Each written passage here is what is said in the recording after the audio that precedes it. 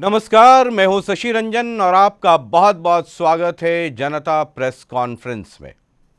अब चुनाव सर पर है तो जाहिर है इस लोकतंत्र में हम मालिक हैं, हम मतलब हम और आप वोटर। और हर 5 साल पे ये हिसाब किताब का दौर चलता है और चलना भी चाहिए। कई बार मैं ये कहता हूं कि लोकतंत्र में हम जो वोटर्स हैं, कई बार हमें लगता है कि हम वोट देते हैं, कोई जीतता है, कोई हारता है, सरकार बनती है, फिर हम चादर ओढ़कर 5 साल के लिए सो जाते हैं। लोकतंत्र शायद तब ज़्यादा मजबूत हो जब वोट देने के बाद भी हम अपनी चुनी हुई सरकारों पे नज़र रखें बतौर वोटर, और इस लोकतंत्र में जनता जो जनार्दन है यानी मालिक है, मालिकों को सेवकों पे नज़र रखनी ही चाहिए।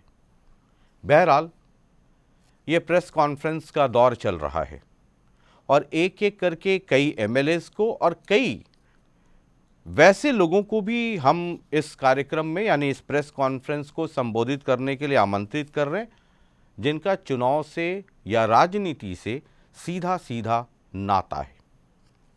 आज जिनको प्रेस कॉन्फ्रेंस संबोधित करने के लिए हम आमंत्रित कर रहे हैं वो बीजेपी के बड़े नेता हैं, कई पदों पे रहे हैं।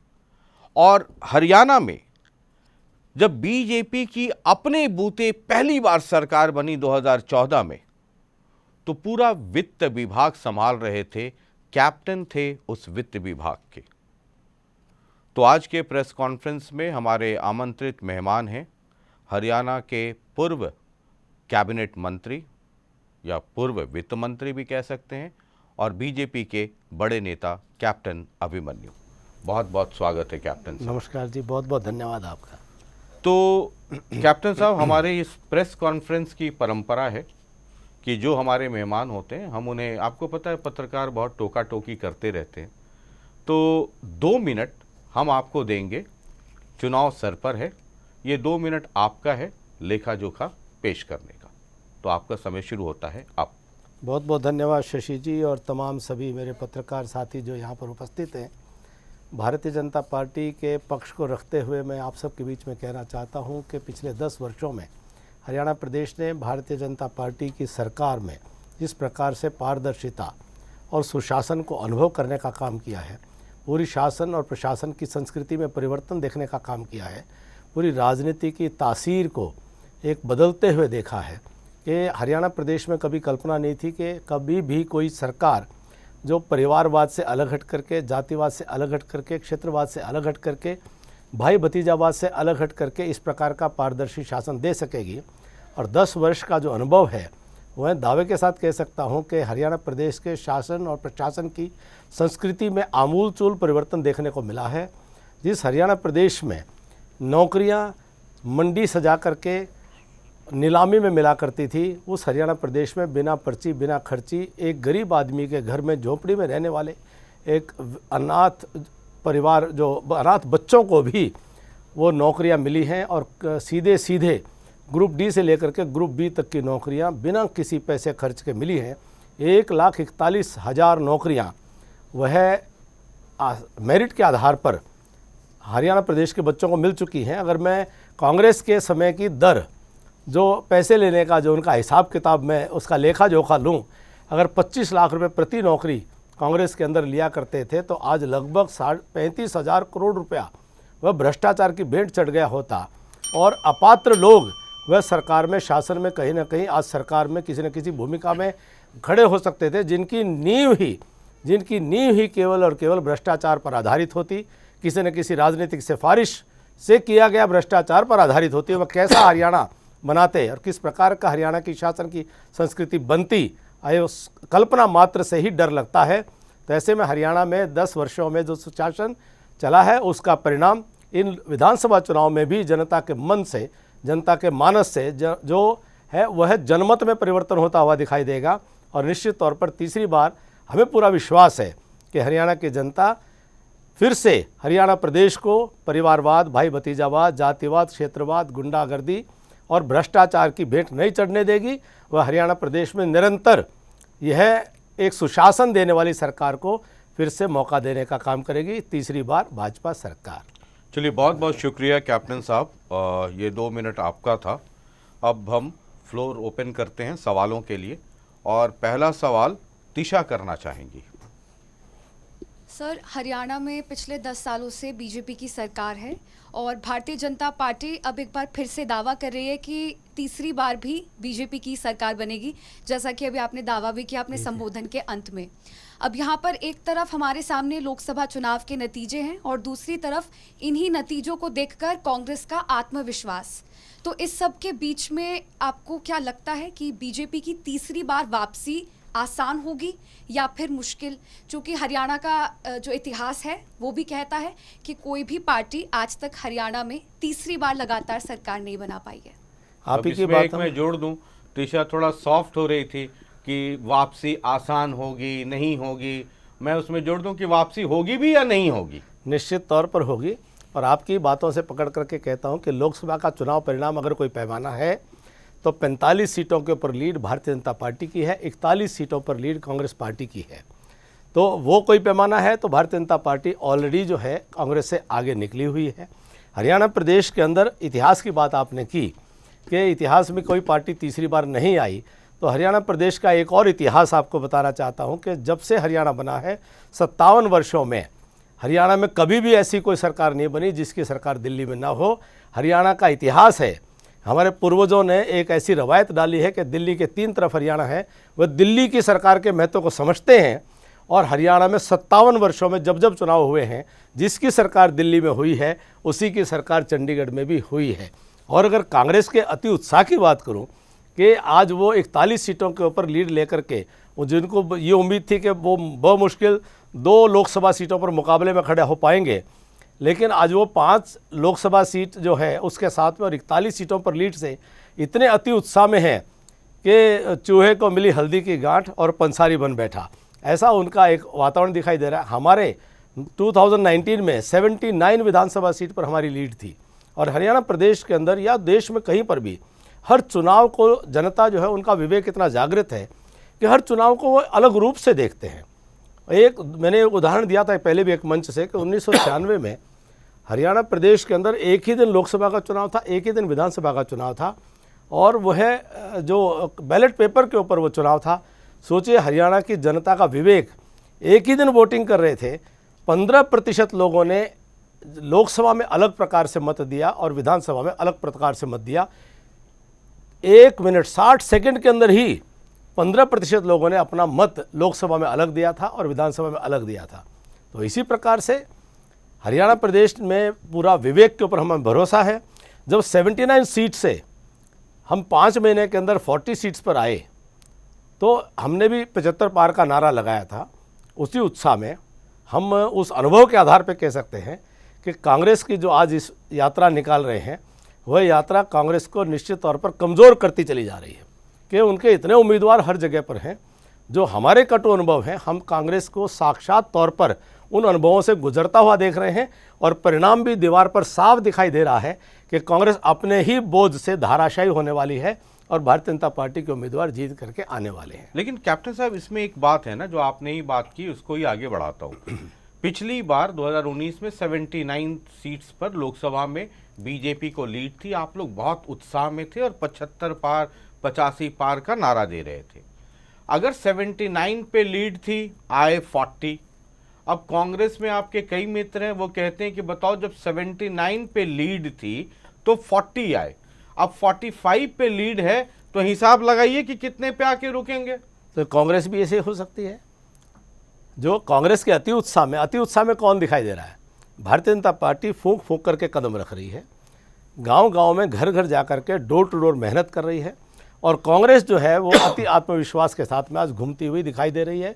आपस में उनका सिर फटवल चल रहा है, जूतम पैदार चल रही है, जबकि भारतीय जनता पार्टी एक होकर के हर रोज़ ये निर्णय, चाहे सरकार के और संगठन के निर्णय, सीधे सीधे चुनाव की तैयारियों की तरफ आगे बढ़ते हुए दिखाई दे रहे हैं। तो उस आधार पर हम बड़े विश्वास के साथ कह सकते हैं। और इतिहास की ही बात आपने कहा कि 2 बार तीसरी बार नहीं आई। देखिए, कांग्रेस जब आई 10 साल के लिए, जब दूसरी बार आई थी, और तीसरी बार कांग्रेस क्यों नहीं आई 2014 में? क्योंकि दिल्ली के अंदर सरकार बदल चुकी थी। अगर दिल्ली में सरकार न बदली होती तो शायद कुछ और बात होती, लेकिन तीसरी बार भारतीय जनता पार्टी के आने का एक और जो है पक्ष में ये विषय है कि केंद्र में भाजपा की सरकार है। हरियाणा प्रदेश ने कभी भी दिल्ली के प्रतिकूल सरकार चंडीगढ़ में नहीं बनाई है, वह दिल्ली की सरकार के महत्व को समझते हैं। ठीक है, एंटी इनकम्बेंसी को आप एक थ्योरी है जो कि धरातल पे कई जगह देखने को मिलता है, सिर्फ हिंदुस्तान नहीं पूरी दुनिया में।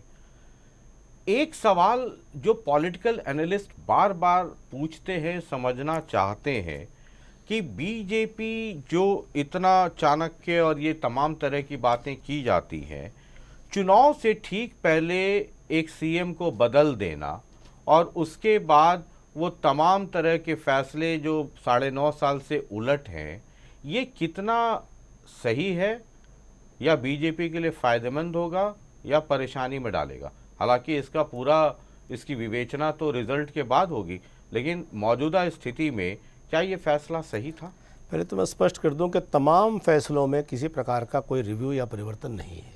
9.5 सालों में अनेकों ऐसे अच्छे काम हुए हैं जिन कामों को लेकर के, जिन फैसलों को लेकर के हम जनता के बीच में जाने वाले हैं, उसमें कोई दो राय नहीं है कि मनोहर लाल जी के शासनकाल में बहुत अच्छे काम हुए हैं, जिन कामों को आधार बना करके हम ये विश्वास के साथ कह सकते हैं कि हरियाणा में एक सुशासन और पारदर्शी सरकार का अनुभव हरियाणा की जनता ने किया है। कुछ फैसले लोकतंत्र में हमेशा ही, स्वयं भी वो मुख्यमंत्री रहते मनोहर लाल जी, तो शायद स्वयं भी उन फैसलों को रिव्यू कर सकते थे और या रिव्यू की प्रक्रिया में रहे होंगे। तो उन फैसलों में चाहे सरपंचों के साथ में जो एक सरपंचों को लेकर के जो निर्णय किया गया, निश्चित तौर पर वह पहले ही चर्चा में था, वह एक चर्चा की प्रक्रिया में था, निर्णय की प्रक्रिया में था और वो नायब सिंह जी के जिम्मे आया उस निर्णय को करने का। उन्होंने निर्णय अच्छी तरह से लोकतंत्र के हित में उस निर्णय को किया। तो वहीं कोई भी और बहुत सारे ऐसे काम हैं कि जो बिना पर्ची बिना खर्ची की सरकार जो है, जिसमें आज भी 20-25 हज़ार नौकरियाँ पिछले 1 महीने के अंदर उनको रिजल्ट आया है, जिसका परिणाम स्वरूप आज जनता के अंदर ये विश्वास सुदृढ़ हुआ है कि जो अच्छी नीतियाँ, उन अच्छी नीतियों को लेकर के आगे चलने वाले हैं। तो हमें किसी भी प्रकार का कोई संदेह नहीं है साहब कि उनके अच्छे काम थे, अच्छे कामों को लेकर के हम आगे बढ़ रहे हैं। एंटी इनकम्बेंसी की बात है, एंटी इनकम्बेंसी केवल थ्योरी नहीं है, ये एक यथार्थ का विषय है, इसको हमेशा स्वीकार करना चाहिए, इसको इग्नोर नहीं किया जा सकता। जो इनकम्बेंसी है, जो एंटी इनकम्बेंसी है, वो इंडिविजुअल के अगेंस्ट भी होती है। कोई भी है, लोकतंत्र में स्वभाव है कि वोट देने के बाद कभी कभी आदमी को महसूस होता है कि मेरी अपेक्षाएं, जिन अपेक्षाओं को लेकर के वोट दिया शायद वो पूरी न हो, तो निराशा और नाराज़गी दोनों, रोष, सब चीज़ें की संभावना रहती है। वो व्यक्तिगत स्तर पर भी रहती हैं, वो पार्टी के स्तर पर भी रहती हैं, वो प्रदेश सरकार के स्तर पर भी रहती हैं, वो केंद्र सरकार के स्तर पर भी रहती है। सरकार, उसका जॉइंट इम्पैक्ट भी होता है। परंतु यही एंटी इनकम्बेंसी का फैक्टर गुजरात में इतने लंबे समय से, जिसको हम काउंटर कर पाए हैं और वो अपनी जो पॉलिटिकल स्ट्रैटेजीज हैं, जो रणनीति है, उसके तहत काउंटर कर पाए हैं। और बहुत सारे ऐसे चुनाव के रणनीति के विषय रहते हैं कि मैं उदाहरण के तौर पर कहूं कि अमेरिका के अंदर चुनाव चल रहे हैं और डोनाल्ड ट्रंप की पूरी स्ट्रैटेजी जो है वो जो बाइडन के अगेंस्ट में तैयारी उनकी चुनावी रणनीति की थी, अचानक जो बाइडन के बदल जाने से पूरा गेम जो है अमेरिका के अंदर बदलता हुआ दिखाई देता है कि कमला हैरिस जी वाइस प्रेसिडेंट, उनको लेकर के डोनाल्ड ट्रंप जो हैं कुछ बोलने में ही आज समर्थ नहीं दिखाई दे रहे हैं। तो नायब सिंह जी का जो उन्होंने जिस प्रकार से सरकार का नेतृत्व कर रहे हैं, उनकी सरलता, उनकी सौम्यता, उनकी उपलब्धता और उनकी जो लोगों के बीच में जाकर के जो व्यवहार है, उसकी बहुत चारों तरफ आज उसकी सराहना है और लोग उनको स्वीकार कर रहे हैं। मतलब आपको लगता है कि सीएम बदल करके कांग्रेस को आपने ट्रंप बना दिया या हरियाणा का? आप अपने शब्द हैं, आप अपने बात रख। मैंने कहा चुनावी रणनीतियां होती हैं, उन चुनावी रणनीतियों के अंदर जो इनकम्बेंसी फैक्टर है उसको भी डील किया जाता है और बहुत सारे चीज़ें हैं।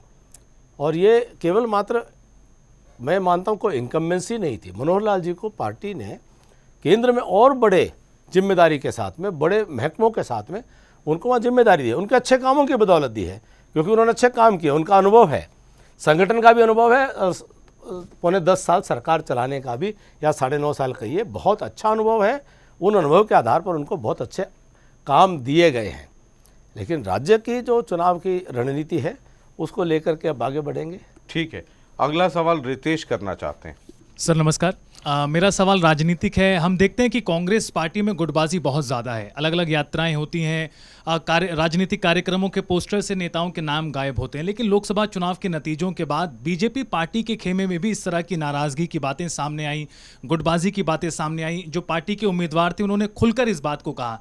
इस गुटबाजी या खेमेबाजी को भारतीय जनता पार्टी में आप हरियाणा में कैसे देखते हैं? देखिए, भारतीय जनता पार्टी में किसी भी प्रकार की गुटबाजी का ना कोई स्थान है और ना ही वास्तव में हमने उसको कभी भी अनुभव किया है। मुझे 27 वर्ष हो गए पार्टी में काम करते हुए। तो जो कुछ लोग पार्टी के तौर तरीके, जो पार्टी की प्रक्रिया, पद्धति या संस्कृति से अनभिज्ञ होते हैं, वो उनके तात्कालिक तौर पर कुछ रिएक्शन हो सकते हैं, लेकिन भारतीय जनता पार्टी का कार्यकर्ता बड़े समर्पण से, वह बड़ी निष्ठा से, वह देश के लिए काम करता है, संगठन के लिए काम करता है, जनता के हित में काम करता है और अपना सर्वश्रेष्ठ देने का प्रयास करता है। तो मुझे नहीं लगता कि आप कभी भी जिस प्रकार के कांग्रेस में जो मर्यादाहीनता या अनुशासनहीनता जो आपको पोस्टरों से शुरू होकर के और उनके मंचों तक दिखाई देती है, कभी आपने भारतीय जनता पार्टी में ऐसी स्थिति कभी भी देखी होगी। मनुष्य हैं, मनुष्यों के मत भिन्न हो सकते हैं, मनुष्यों का संगठन है। विभिन्न विषयों पर हमारे पार्टी के फोरम पर बहुत सारे मतों पर हम भिन्नता रहती है, लेकिन निर्णय के साथ में भारतीय जनता पार्टी का कार्यकर्ता अपने संगठन के निर्णय को शिरोधार्य मान करके आगे बढ़ता है, उसमें कोई इफ एंड बट नहीं होता। अगला सवाल वरुण करना चाहेंगे, हमारे समाचार संपादक। सर, अभी हम देख रहे हैं जो मुख्यमंत्री बदले उसके बाद नायब सैनी जैसे ही लोकसभा चुनाव खत्म हुआ ताबड़तोड़ घोषणाएं कर रहे हैं। कच्चे कर्मचारी पक्के हो रहे हैं, नई नौकरियां लग रही हैं, गरीब महिलाओं को 500 रुपये सिलेंडर की बात हो रही है, सरपंचों को सौगात दी जा रही है।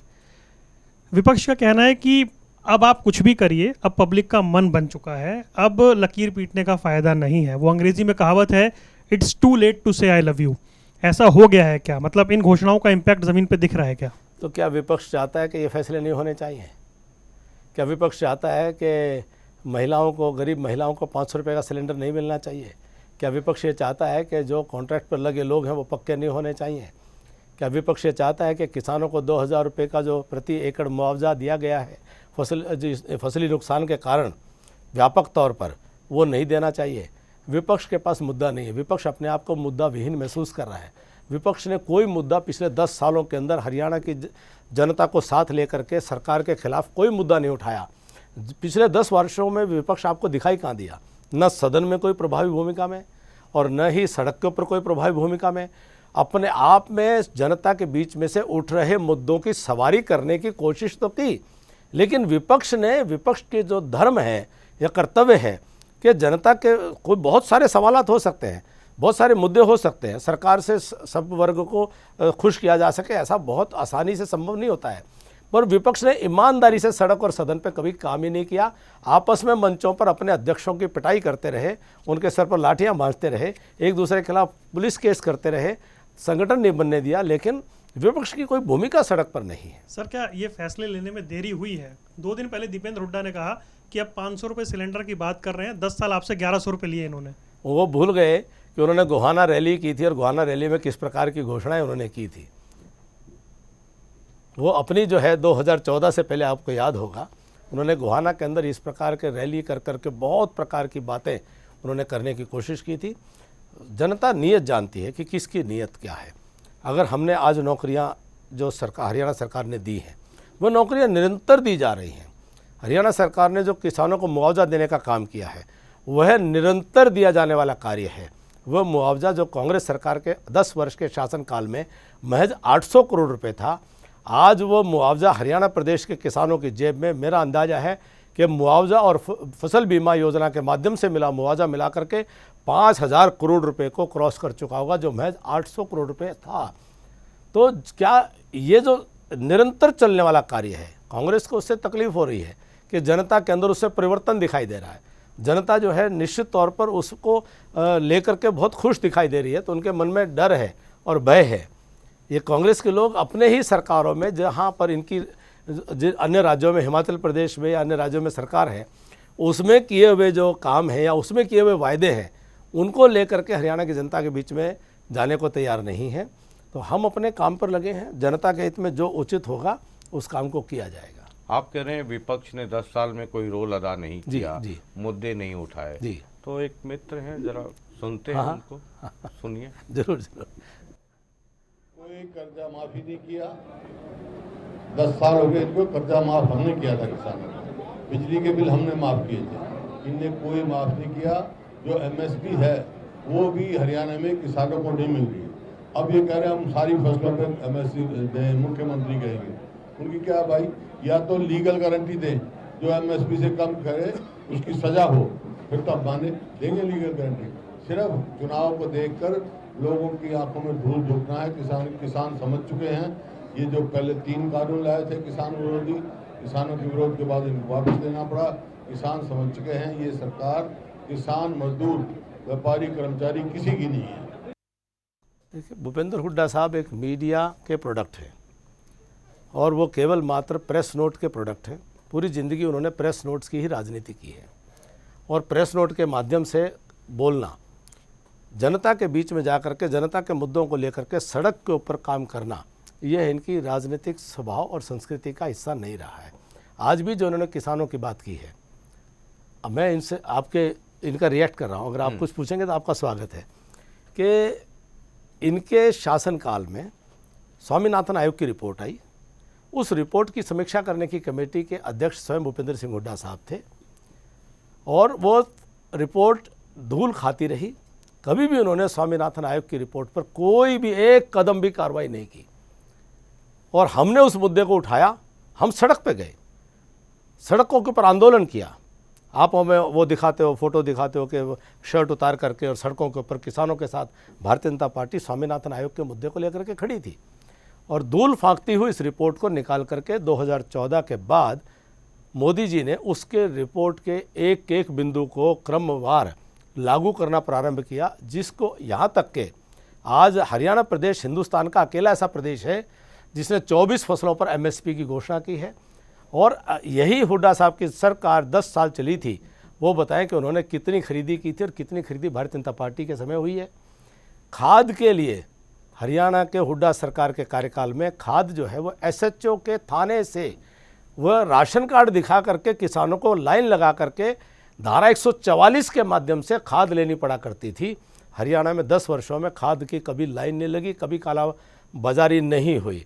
हरियाणा प्रदेश के किसानों की फसल का प्राकृतिक आपदा के कारण हुए नुकसान का मुआवजा 2-2 रुपये, 5-5 रुपये मिला करता था, जिसका हमने न्यूनतम 500 रुपये तय करते हुए उस मुआवजे को न केवल बढ़ाया बल्कि एक, मैंने पहले ही बोला कि एक बहुत ऐतिहासिक मुआवजा देने का काम किया। ये केवल मात्र किसान की बात करते हैं। कांग्रेस मूलतः चरित्र से किसान विरोधी है और किसान का सदा अहित करने का काम किया है। तो मेरे इनके कभी भी आंकड़ों की बात नहीं करते हैं। सदन के अंदर भी हम इनसे निवेदन करते थे कि आप आंकड़ों पर आइए, आप मुद्दों पर आइए और आप मेरे साथ इनके इंटरव्यू, एक आप मेरे साथ इनके बहस रख दीजिए कि वो अपने आंकड़े लेकर के आए। मैं उनको चुनौती देता हूँ कि जहाँ कहें, जिस मंच पे कहें, सारे हरियाणा के टीवी चैनल इकट्ठा करके और आप जो है एक बहस रखवा दीजिए मेरे साथ में और मैं बहस करने को तैयार हूँ। वो मुद्दे लेकर के आए, एक एक मुद्दे पर बातचीत करने के लिए तैयार हूँ। उनके समय में बिजली, आज हरियाणा प्रदेश के 6,500 गाँव में से 5,500 से अधिक, 5,500 से 6,000 के करीब गाँव में 24 घंटा बिजली मिल रही है। आज हरियाणा के किसानों को ट्यूबवेल के कनेक्शन के लिए दर दर की ठोकरें नहीं खानी पड़ती है।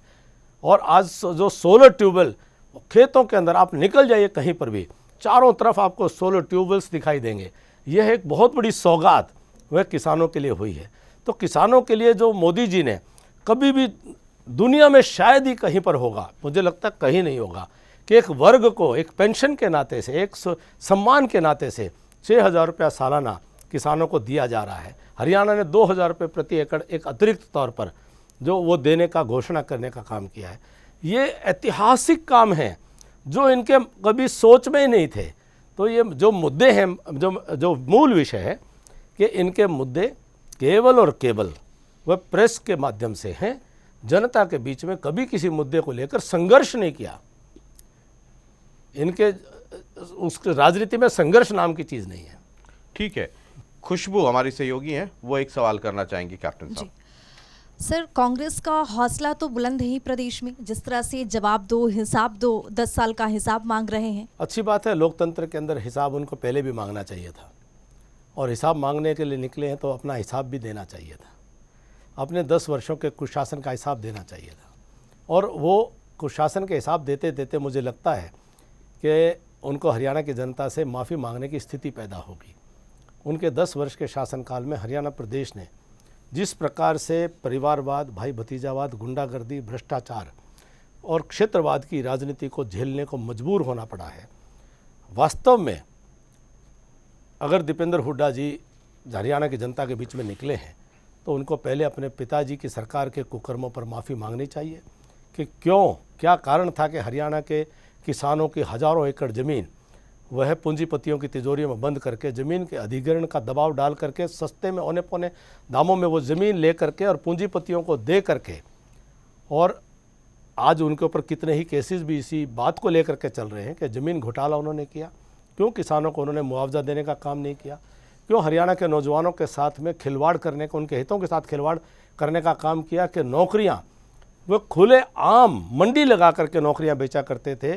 खुले आम जो पेपर होते थे वो पेपर कहीं इकट्ठे बैठा करके पेपर लिखवाए जाया करते थे, अखबारों में लिस्ट आ जाया करती थी कि एचसीएस ऑफिसर कौन कौन मंत्री, विधायक और अफसर का रिश्तेदार या भविष्य में हो जाने वाला रिश्तेदार लगने वाला है। इस प्रकार की कमिटमेंट लेकर के एचसीएस लगाया करते थे या अन्य अधिकारी इनकी सरकार के अंदर लगा करते थे। इनका जो विकास का जो दायरा था वो पूरे हरियाणा प्रदेश में पंचकुला से लेकर के पलवल तक 90 में से 85 हलके इनके विकास की योजना से बाहर थे। केवल 5 हलकों के अंदर उनका फोकस रहता था कि इसी प्रकार से अपने परिवार की राजनीति को स्थापित करने के लिए। तो हरियाणा की राजनीति को दूषित करने का काम इन्होंने किया है और इनको हिसाब देना पड़ेगा। हरियाणा की जनता हिसाब लेगी। वो हिसाब मांगने निकले हैं तो आए, आंकड़ों के साथ बात करें, किसी भी मंच के ऊपर हम उनके साथ में हिसाब देने के लिए तैयार हैं। और हिसाब सदन में लिया जाता है, सदन से वो भाग जाते हैं, सदन से वॉकआउट करते हैं। किसी भी बजट की, मुझे 5 बजट पेश करने का मुझे सौभाग्य मिला। हर बार मैं निवेदन करता था कि मेरा आपसे निवेदन है कि इसको जितना क्रिटिकली आप हो सकता है इसको आप एग्जामिन करिए, जितना क्रिटिकली आप हो सकता है हमें इसके ऊपर टिप्पणी करके दीजिए। केवल इतना साहस रखिएगा कि उत्तर सुनकर के जरूर जाइएगा। एक बार भी मुझे उन्होंने ये सौभाग्य नहीं दिया कि वो अपने सवाल रख करके वो चले गए। मुझे उन्होंने श्रुति संतोष कभी नहीं दिया, मुझे मेरी बात को सुनने का उन्होंने मादा नहीं रखा। ये जो आप हिसाब किताब की बात कर रहे हैं तो कांग्रेस पार्टी के ही प्रदेश अध्यक्ष हैं उदय भान जी, वो लंबा चौड़ा हिसाब दे रहे हैं। जरा सुनिए फिर आगे बात करते हैं। जनता पार्टी ने जिस तरह से हरियाणा में निरंकुश होकर के 10 साल का शासन किया, उसका हमने हरियाणा प्रदेश कांग्रेस की तरफ से हरियाणा मांगे हिसाब अभियान शुरू किया है। उसका मतलब यह है कि ये सरकार बताए कि 10 साल में इनकी क्या उपलब्धियां रही हैं, यह बताए कि इन्होंने 10 साल के अंदर क्या विकास का काम किया है। इनको बताना चाहिए कि आज बेरोजगारी में हरियाणा प्रदेश हिंदुस्तान में नंबर 1 पर क्यों है, आज महंगाई में नंबर 1 पर क्यों है, आज कानूनी व्यवस्था हरियाणा में क्यों ठप्प होकर के रह गई है। तो ये कह रहे हैं कि सब में आप नंबर 1 है, लेकिन उसमें नहीं जिसमें आप कहते हैं। उदयभान जी कह रहे हैं कि नंबर 1 कहाँ कहाँ है, कांग्रेस वालों से पूछ लीजिए। पहले तो मैं इनको बता देता हूँ कि विकास का हिसाब हरियाणा प्रदेश के अंदर पिछले 10 वर्षों में हर 20 किलोमीटर के ऊपर एक कॉलेज खोलने का संकल्प ये भारतीय जनता पार्टी की सरकार ने किया। कभी भी हरियाणा में नहीं हुआ था। हर 20 किलोमीटर पर एक कॉलेज की व्यवस्था देना, यह समान विकास की अवधारणा को धरातल पर उतारने का कार्य करना है।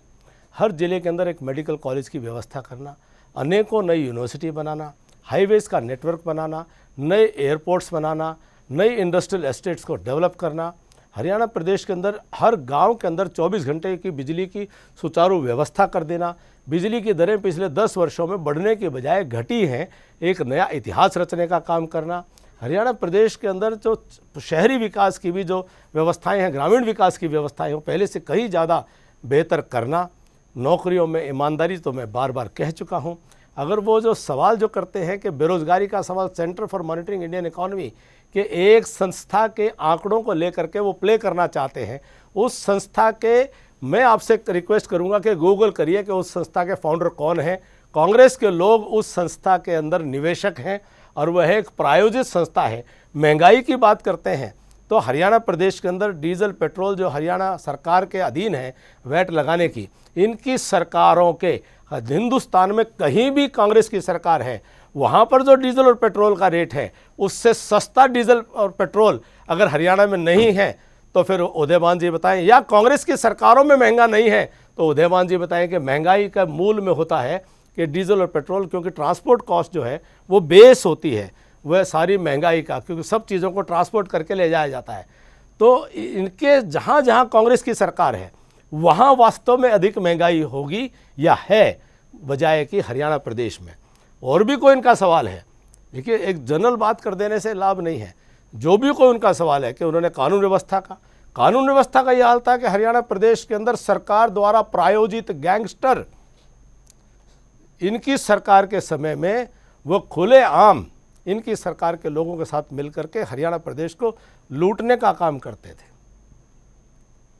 हरियाणा प्रदेश में अपराधियों के हौसले इस कदर बुलंद थे कि वो हद थी, जो अब पिछली 10 वर्ष की सरकार में कम से कम एक चीज़ जिम्मेदारी से कह सकता हूं कि किसी भी अपराधी को सरकारी संरक्षण कम से कम नहीं है, और इनकी सरकारों में सरकारी संरक्षण मिलता था अपराधियों को। एक पिछली सरकार का अलग ग्रुप होता था गैंग का, इनकी सरकार का एक अलग ग्रुप होता था गैंग का।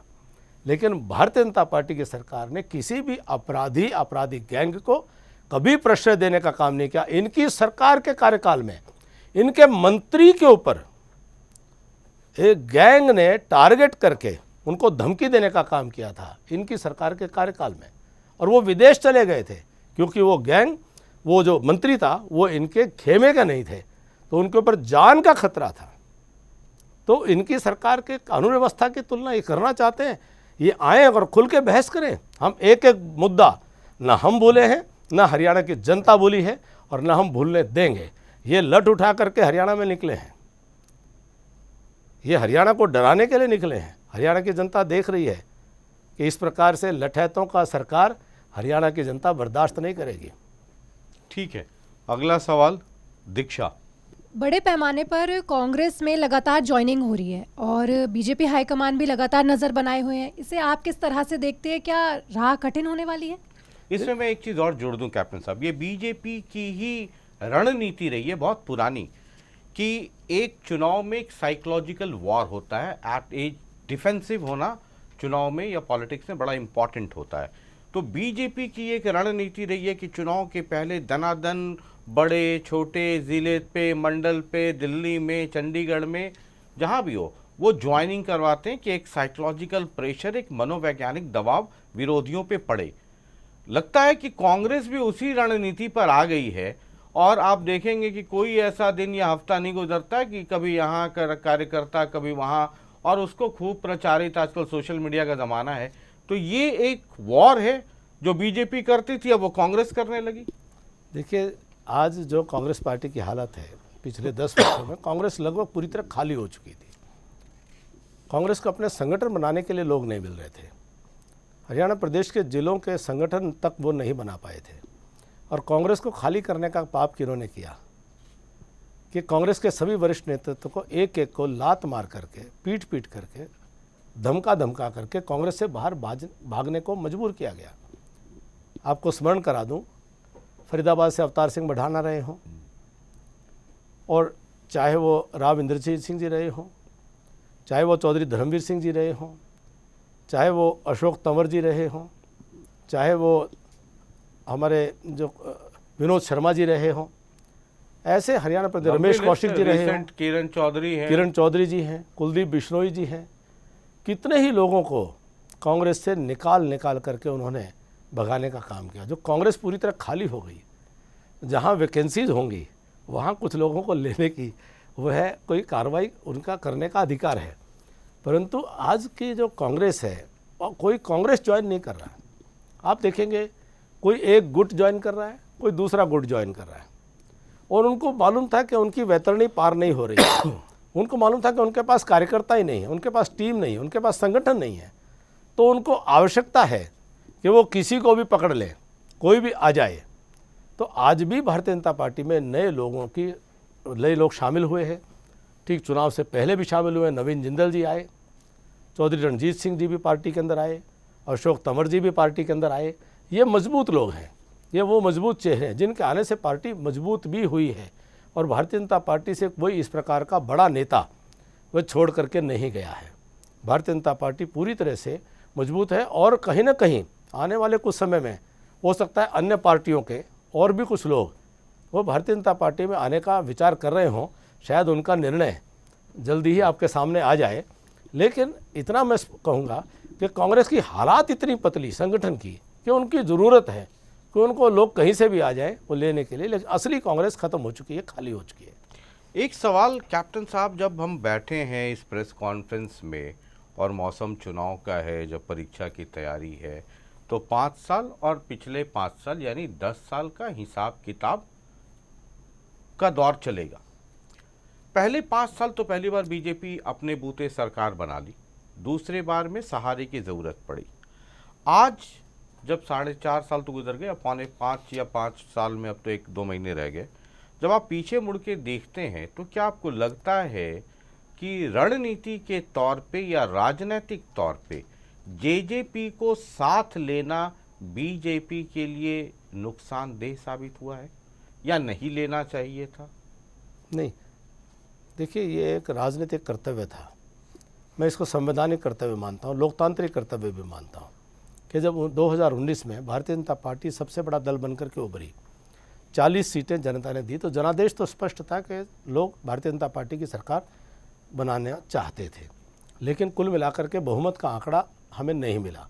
तो ये लोकतांत्रिक कर्तव्य है, धर्म है सबसे बड़े दल का कि वह बहुमत जुटा करके बहुमत का परीक्षण सदन के पटल पर उसको पास करके और सरकार 5 साल की एक स्टेबल सरकार चलाने का कार्य करे। जो मनोहर लाल जी ने बखूबी बहुमत को जुटा करके, वह निश्चित तौर पर उनके राजनीतिक कौशल की मैं प्रशंसा, सराहना और उनको साधुवाद देता हूं कि उन्होंने एक स्टेबल गवर्नमेंट को हरियाणा प्रदेश में, जो कि एक बैसाखियों पर चलानी पड़ी, जो फुल मेजॉरिटी गवर्नमेंट नहीं थी, उन्होंने बखूबी, कभी भी ये संशय हरियाणा में नहीं हुआ एक दिन के लिए भी कि सरकार जो है आज गिर सकती है, सरकार को चलाने का कार्य किया।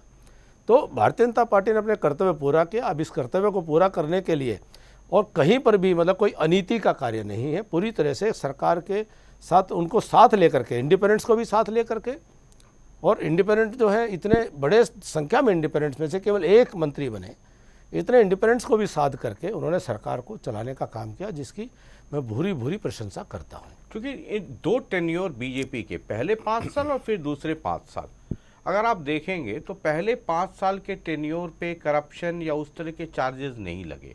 2019 में न खर्ची न पर्चे, है ना, ईज ऑफ डूइंग बिजनेस, इन तमाम तरह की चीज़ों की बात होती थी।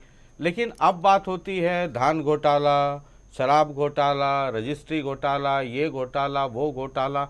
अच्छा, ये सारे महक में जेजेपी के पास थे।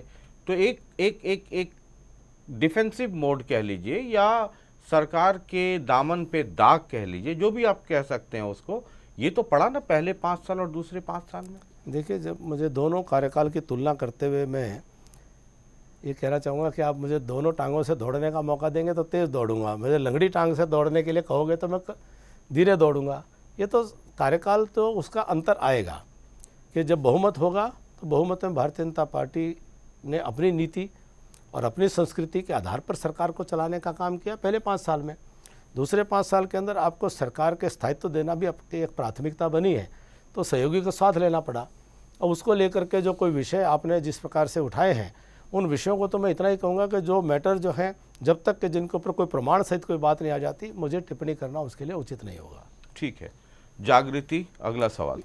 सर, विधानसभा चुनाव में मुकाबला सीधा भारतीय जनता पार्टी और कांग्रेस के बीच में है, लेकिन अभी हाल ही में एक बार फिर से बसपा और इनेलो ने गठबंधन कर लिया है। सीएम का चेहरा बनाए जा रहे हैं अभय चौटाला। सर, चुनाव पर इसका कितना असर पड़ेगा और खासतौर पर भारतीय जनता पार्टी को इससे नुकसान होगा या फायदा? और इसी में मैं आपके मित्र को सुना भी देता हूँ, अभय चौटाला, जरा सुन लीजिए, तो ये दोनों एक साथ क्लब कर लेंगे। जी। 2 वर्ष तक बहुत इस तरह के फैसले लिए जिससे आम आदमी परेशान हुआ, और हमने बारी बारी ये बात कही कि बीजेपी की सरकार के फैसले गलत हैं। अब ये सभी भी इस बात पे मोहर लगा रहे हैं। इसका मतलब हम जो पहले से कह रहे थे वो बातें ठीक थी, इन्होंने लूटा है। अभी तो ये ऐसा फैसला भी ले सकते हैं कि पिछले राज में जो लूट हुई है उसकी इंक्वायरी भी कराएंगे। तो राज तो इन्हीं का था, किसी और का थोड़ा ही था। ये बात इसने कही थी एक दिन नायब ने, उसके बाद चुप कर गया, जबान नहीं खुली इसकी। तब ये कहा था कि हमारे खिलाफ कोई अगर शिकायत आएगी तो हम उसकी जांच कराएंगे, उसके बाद नहीं बोला। ये विधानसभा में पूछेंगे हमें कि आप ये तो बताओ, शिकायत आपके पास हमने 400 पेज की दे रखी है भूपेंद्र हुड्डा की, उसकी जांच क्यों नहीं कराई? तो ये अभय सिंह चौटाला हैं, आईएनएलडी और बीएसपी का गठबंधन हुआ और मुख्यमंत्री के उनके कैंडिडेट। अब आपने सुन लिया इनको। तो जागृति जी का प्रश्न जो है जी कि हमें इससे लाभ होगा नुकसान होगा। देखिए, भारतीय जनता पार्टी अपने नीति कार्यक्रमों को लेकर के अपनी रणनीति के आधार पर जनता के बीच में जाती है।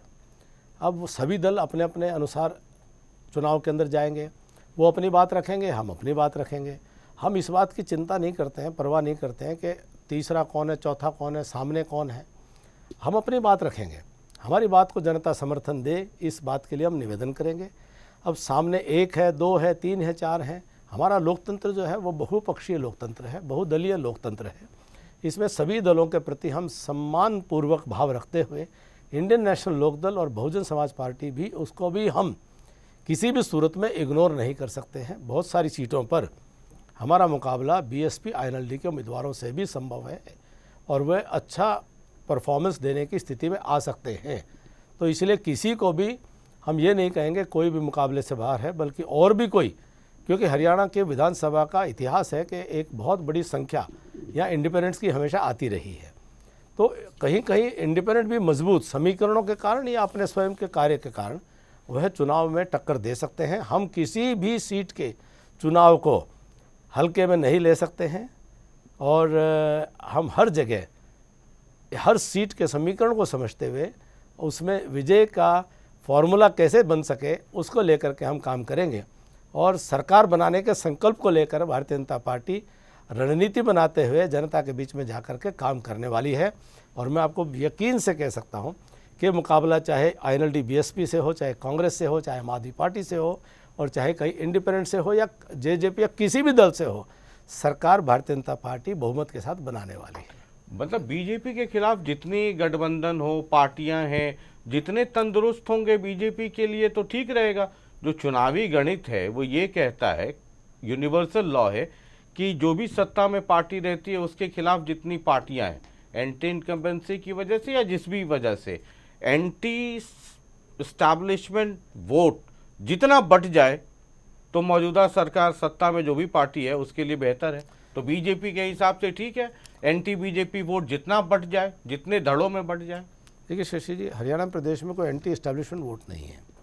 हरियाणा प्रदेश में वर्तमान में हम महसूस कर रहे हैं कि भारतीय जनता पार्टी की नीतियों को स्वीकार करने वाला एक बहुत बड़ा वर्ग जो है वह हमारी नीतियों के आधार पर वो हमें वोट देने वाला है। जिसको आप तथाकथित एंटी एस्टैब्लिशमेंट या एंटी बीजेपी वोट कह रहे हैं, वो कहीं ना कहीं वो कांग्रेस का भी वोट बैंक नहीं रहा, कोई वोट बैंक का विषय नहीं है। मैं आपको जो है कोई वो बंटने का मैटर नहीं है। हम तो सबके बीच में जाएंगे, सबको साथ लेकर के, सभी वर्गों को साथ लेकर के, सभी क्षेत्रों को ध्यान में रखते हुए हम सर्व समाज की राजनीति करते हैं, सर्व समाज को साथ लेकर के चलेंगे। तो हम किसी को भी ना एंटी बीजेपी मानते हैं ना एंटी एस्टैब्लिशमेंट मानते हैं। ये आपके आकलन के और गणना के आधार हो सकते हैं, हमारे नहीं है। ठीक है, वरुण जी। सर, हरियाणा के एक तरफ पंजाब है, वहाँ आम आदमी पार्टी की सरकार है, एक तरफ दिल्ली है, वहाँ आम आदमी पार्टी की सरकार है। और अब वो कह रहे हैं कि हरियाणा का बदलेंगे हाल, यहाँ पर लाएंगे केजरीवाल। 5 गारंटियाँ दे रहे हैं, फ्री बिजली, पानी, एजुकेशन, 1000 रुपये महिलाओं को महीना। आम आदमी पार्टी जिन्होंने कुरुक्षेत्र में जो परफॉर्मेंस दी, उसके बाद आपको लगता है कि हरियाणा में उनके लिए जगह है, वो स्थापित होने की स्थिति में आपको दिखाई दे रहे हैं? और अगर होते हैं तो चुनाव पर इम्पैक्ट क्या है? और वो ये भी कहते हैं कि हम सर्वे में नहीं आते, हम तो सीधा सीधा सरकार में ही आते हैं। देखिए, उनके कहने पर तो मैं कभी भी विश्वास नहीं करता। वो बहुत कुछ कहते हैं, उन्होंने गुजरात में बहुत कुछ कहा, तो कहने क्या कह रहे हैं और उसके आधार पर कम से कम मैं उनका आकलन नहीं करता। परंतु मैं एक यथार्थ के धरातल पर खड़ा होकर के राजनीति करने वाला व्यक्ति हूँ। दिल्ली में उनकी सरकार है, पंजाब में उनकी सरकार है, उसको बनाने में सफल हुए हैं। इस यथार्थ को, इस सच्चाई को मैं नकार नहीं सकता हूँ। कि निश्चित तौर पर उनके पास भी कोई ना कोई रणनीतिक अस्त्र रहते हैं, जिसके आधार पर उन्होंने दिल्ली और पंजाब में सरकार तो बनाई है और उसके बीच में हरियाणा है। हम उनको हल्के में लेने वाले नहीं हैं। तो केजरीवाल की आम आदमी पार्टी वह एक संगठन है जिसने देश की राजनीति में अपनी एक उन्होंने स्थान बनाने का काम किया, भले झूठ के आधार पर किया हो, भले ही अपनी रणनीतिक चालबाजियों के आधार पर किया हो, भले ही उनके जो भ्रष्टाचार जो सारा देश अब जान चुका है उसके आधार पर किया हो, लेकिन हम एक एक सीट पर उनको भी गंभीरता से लेकर के चलने वाले हैं। इसमें एक सवाल मेरा ऐड है सर कि उत्तराखंड में जैसे कभी सरकार रिपीट नहीं होती थी, ये परंपरा थी, लेकिन आम आदमी पार्टी ने 5 से 6% वोट लेकर के वहाँ गणित बदल दिया, बीजेपी को फ़ायदा हो गया। उन्होंने गोवा में भी ऐसा ही किया, बीजेपी को फ़ायदा हो गया। हिमाचल में उन्होंने बहुत ख़राब परफॉर्मेंस की तो कांग्रेस की सरकार बन गई। वो बेहतर परफॉर्मेंस देते हैं, आपने कहा था वोट बंटने का सवाल नहीं है, अगर वो बेहतर परफॉर्मेंस देते हैं तो बीजेपी के लिए अच्छे संकेत होंगे। देखिए, उनका बेहतर परफॉर्मेंस कुरुक्षेत्र में कोई हमारे पक्ष में तो था नहीं। देखिए, उन लोगों के लिए कोई राजनीतिक मर्यादाएं वो कोई मान्य नहीं रखती हैं। वह एक तरफ कांग्रेस के खिलाफ रोज़ उनको गालियां देते हैं, सब लोगों को जेल में डालने के लिए प्रेस कॉन्फ्रेंस करते हैं, फिर वो कांग्रेस से मिल करके वो एक इंडिया ब्लॉक एंड जो इंडी गठबंधन है उसको बनाने की बात करते हैं। वहीं वो पंजाब में अलग लड़ते हैं, दिल्ली में फिर वही खिलाफत की राजनीति करते हैं, हरियाणा में फिर एक दूसरे के खिलाफ चलते हैं। तो मैं नहीं मानता हूं कि उत्तराखंड के अंदर 5% वोट हो सकता है वो हमारा वोट उन्होंने काटा हो, हमारा और ज़्यादा सीटें आ सकती जो हमें नहीं मिल पाई हों। तो ये कोई गणित जो है कि कोई ये बता सके कि नहीं ये वोट तो बीजेपी को नहीं था, ये कांग्रेस का था, इसे उनको चला गया इसलिए बीजेपी को लाभ हुआ, हो सकता है हमारा वोट भी उसमें से काटा हो, बहुत सारा ऐसा। तो इसलिए उस आधार पर मैं कम से कम आकलन नहीं करता हूँ। आपको अधिकार है, आप मीडिया है, स्वतंत्र मीडिया है, आपको अधिकार है ये सब आकलन करने का। ठीक है, एक पार्टी रह गई जब हम समापन की तरफ हैं। हमने INLD और BSP गठबंधन, आम आदमी पार्टी, कांग्रेस सब बात कर ली। एक पार्टी का उदय हुआ 2019 से कुछ दिन पहले, JJP नाम था उसका, जननायक जनता पार्टी।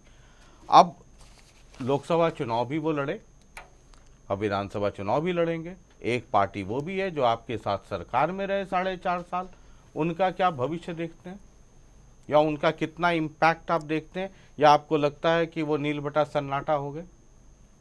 देखिए, जिस प्रकार से जननायक जनता पार्टी जिन बातों को लेकर के जनता के बीच में प्रारंभ से आई थी, तो उनके ऊर्जा को लेकर के कुछ न कुछ संभावनाएं हरियाणा की जनता ने उस वक्त महसूस की। चौधरी देवीलाल का नाम लेकर के, चौधरी देवीलाल की नीतियों का नाम लेकर के उन्होंने चलने का प्रयास किया, परंतु उन्होंने जब जनता के विश्वास के आधार पर, जनता ने उन पर भरोसा करके जो 10 सीटें दी, जिन नारों को लेकर के 10 सीटें उनको दी, 10 सीटें लेकर के ठीक उसके विपरीत आचरण करने का काम उन्होंने किया। जो चौधरी देवीलाल ने कभी भी अपनी सरकार सत्ता लोलुप व्यक्ति नहीं थे, सत्ता पिपासु व्यक्ति नहीं थे, वो सत्ता को त्यागने के लिए जाने जाते थे। प्रधानमंत्री तक का उन्होंने पद त्याग देने का काम किया। उन्होंने, वो तो सत्ताओं के खिलाफ संघर्ष करने वाले लोग थे, उन्होंने कभी सत्ताओं के साथ समझौता नहीं किया था। लेकिन जननायक जनता पार्टी के नेतृत्व का आचरण ठीक उसके विपरीत था कि वह कहीं न कहीं जनता में संदेश गया कि जिस गुस्से के वोट को लेकर के उन्होंने उस बुलबुला उठा था, उदय नहीं हुआ था उस पार्टी का, बुलबुला उठा था, वह गुस्से के आधार पर वो जो वोट मिला था उसी को, उस वोट को उन्होंने कहा, अगर उनको ये किसी डॉक्टर ने नहीं कहा था, हमने नहीं कहा था कि हम आप जो है हमको ज़बरदस्ती सरकार में शामिल करना चाहते हैं, आप हो जाइए। उनके पास विकल्प थे, सरकार को बाहर से भी सहयोग दे सकते थे, उनके पास विकल्प थे कि अपनी शर्तों के आधार पर भी वो गठबंधन कर सकते थे, उनके पास विकल्प थे कि वो अपने काम के ये मुद्दे जनता के बीच में रख कर के आए हैं, उन मुद्दों के ऊपर वह सरकार को बहुमत के साबित करते हुए सरकार को उन मुद्दों पर ला करके चलवा सकते थे।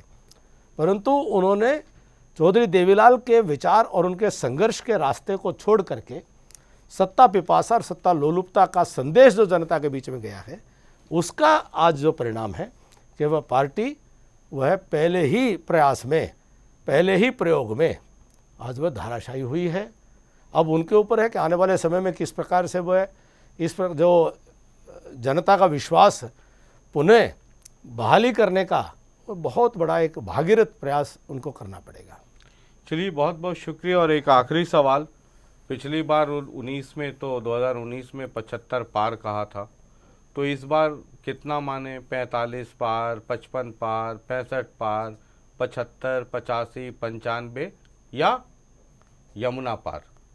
फूंक फूंक करके रखेंगे कदम, बनाएंगे निश्चित सरकार, जितना जरूरी हो उतना करेंगे पार। बहुत बहुत शुक्रिया, बहुत बहुत शुक्रिया इस प्रेस कॉन्फ्रेंस में आने के लिए। धन्यवाद, बहुत बहुत धन्यवाद सभी का। Thank you so much. तो आज के प्रेस कॉन्फ्रेंस को संबोधित कर रहे थे कैप्टन अभिमन्यु। राष्ट्रीय स्तर पे भी पार्टी में स्पोक्स पर्सन रहे हैं। अंग्रेजी, हिंदी, उर्दू की भी अच्छी जानकारी है। तो किसी भी मसले को घुमा देना और उसको अपने अनुरूप बोलना या उसके लिए लॉजिकल इंटरप्रिटेशन करना, ये बखूबी जानते। लेकिन लोकतंत्र में असली मालिक तो जनता है, वही जनार्दन है। बात की देखते हैं अक्टूबर नवंबर में क्या होता है। अपना काम तो मिठाई खाने से, लड्डू खाने से, जहां बटेगा वहीं चलेंगे। बहुत बहुत शुक्रिया, नमस्कार। और प्रेस कॉन्फ्रेंस का ये दौर, लड्डू भी आपको चिंता कैप्टन साहब कह रहे हैं कि लड्डू भी खिलाएंगे। बहुत बहुत शुक्रिया। और प्रेस कॉन्फ्रेंस में कल इसी वक्त एक और एमएलए होंगे या नेता होंगे और ये सवालों का सिलसिला लगातार चलता रहेगा। तो देखते रहिए जनता टीवी। वैसे भी चुनाव का मतलब ही है जनता टीवी। बहुत बहुत शुक्रिया, नमस्कार।